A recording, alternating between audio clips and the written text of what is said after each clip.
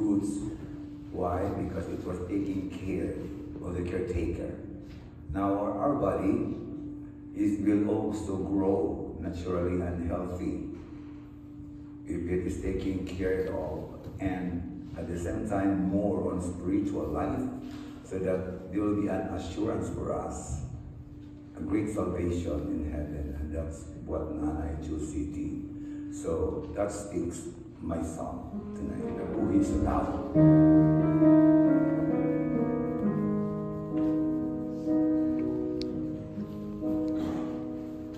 Ang kinabuhi sa tao, sama sa usa ka binghi, kung alimahan pag-ayo, muturog kinig mulambo,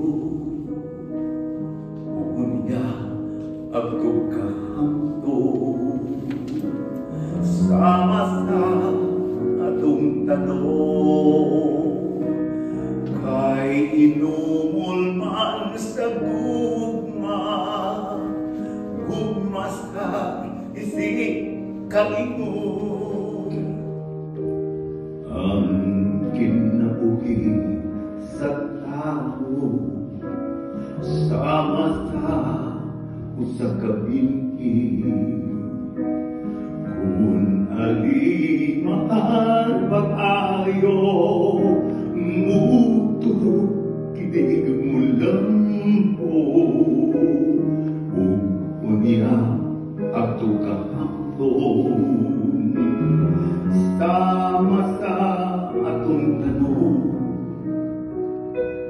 kay inumol man sa gugma, gugma sa isig kaingon. Kay kinatong kinabuhi, kinabuhing usara, ug sama sa kabinhi, sa gugma kita kipili, kay kinabuhing bibilhon, mulawan ang panahon, atog yung paninguhawon, ang pagpuyo nga sulundon, atog yung paninguhawon, ang